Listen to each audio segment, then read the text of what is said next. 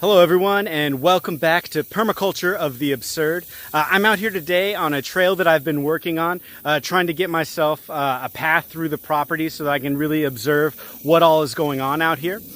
In clearing the path, getting rid of the cactus is proving to be quite the challenge, and so I came up with a little experiment that I want to share with you guys, and I'm going to go check in on its progress right now.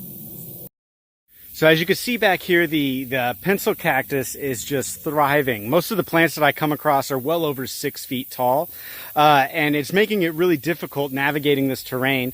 And so I was looking for a passive solution to it.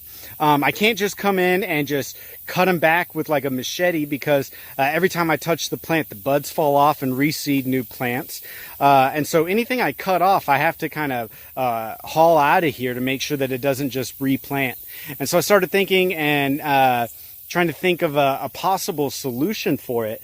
And one thing that I remember about the cactus is that its roots are really shallow and they like a well-drained soil. In reading about permaculture and the soil care, also having a mulch down to help hold in the moisture is really important. So I started to think, okay, if I need to put mulch down and the cactus is susceptible to moisture, then maybe I could go buy just some bales of hay and throw them over the top of a cactus. So that's what I've done here. About 2 weeks ago, I came out here and I bought 2 bales of coastal hay, and I wanted to go around and try to put it down on the path to make myself a nice path through here, and also provide some more nutrients to the soil, hopefully hold some moisture in, but also to see if it would passively allow me to control this cactus. So with this one right here, I thought the easiest thing to do would be to get hay and just throw it on top of a plant that is alive and well. And after 2 weeks, you can see the plant is no longer over 6 feet tall. It's starting to get under the weight. And when I get down in there and I look at it, it looks like it's really dark. I'm hoping we've had some rain over the past couple weeks, so I'm really hoping it's doing its job of holding the moisture in there. And it doesn't look like the cactus is doing too well. So hopefully this becomes a method that I can use to control it. But I didn't know if this would be the best way to do it. So I picked another plant. This one, the base of it was pretty easily accessible. And so instead of just covering the whole plant, I just went around the base and stuck a bunch of straw in there. And I'm going to see if that'll cause it to get too much moisture and possibly die away. My goal is to come out here in the fall and plant some wildflowers and some shrubs. So I'm not just taking the shrub layer away from the mesquite and away from the forest. I do have a plan to come back in and replace it with something, another evergreen. Right now I'm looking at like rosemary or germander, something along those lines. But I was hoping to see you. You're still out here, little dude. I don't know if you can see him here.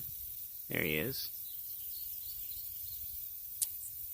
Got this little guy joining us out here. I have a ton of these golden orb-weave spiders.